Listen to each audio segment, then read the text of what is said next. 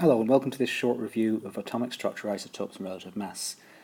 Like it says in the box, it's designed for watching after you've already done some independent study of some kind and have your own notes to hand, and it's designed for review only, doesn't contain all the detail that you'll need. So if we take the periodic table and any element, this is the basic information that you'll find about the element. It doesn't really matter where the mass number or the atomic number sit.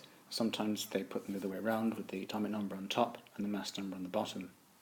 The important thing to remember is that the mass number will be the bigger of the two and the atomic number will be the smaller. So if we focus on one particular element, such as potassium, let's have a look at it up close. So this is how its box might look on the data sheet that you're given and also in your textbook. So the number 19 on top means that potassium has 19 protons. This means it also has 19 electrons. This is because the atom is neutral overall, so equal amounts of positively charged protons and negatively charged electrons. But the number on the bottom has a decimal place in it because it's the relative atomic mass, or AR for short. I need to go into a slight amount of detail here to explain why it's got a decimal in it. So it refers to the weighted mean mass of an atom of an element relative to 1/12 of the mass of an atom of carbon-12. So it's worth pointing out that it's important to remember and understand this definition. So we use carbon-12 for a number of reasons. First of all, the exact AR of carbon is close to 12.000, therefore it's an accurate comparison. Carbon is also easily attainable, it's cheap, it's solid, it's easy and safe to work with.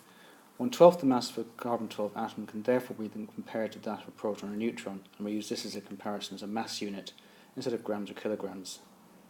So although we still haven't covered where the decimal point comes from, we need to quickly talk about isotopes. So an isotope is a version of an element, as you know, with the same number of neutrons but a different number of protons and electrons. We have to put the electrons in there as well, because protons and electrons will always be the same as each other unless the atom becomes charged. So the AR value therefore takes account of the different isotopes in existence for an element, as well as of their abundances relative to each other. So what evidence do we have for this? To explain this, let's look at another element, neon. This is in group 8, top right hand corner of the periodic table. Again, we have 10 protons, so therefore 10 electrons. And we also have its AR, relative atomic mass. So this graph is the mass spectrum of a sample of neon.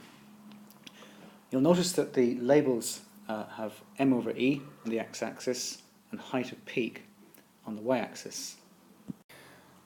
I've changed those labels slightly to give relative abundance and m over z. So in a mass spectrometer, what happens in a nutshell is that the sample, the atoms of the sample, are ionized into 1+ ions. And because 1+ is the denominator in the mass over charge expression, it goes in the bottom of the fraction, the ratio, m over z effectively becomes the mass anyway, because z becomes 1. So you can calculate AR from this by taking the total of mass times abundance for each of the three isotopes in this case, dividing it by the total of all abundances. So if you plug the raw numbers in and then do the maths to try and simplify the expression, you get this, which simplifies to this expression, and if we solve the whole expression we get this, which is pretty much the same as 20.2.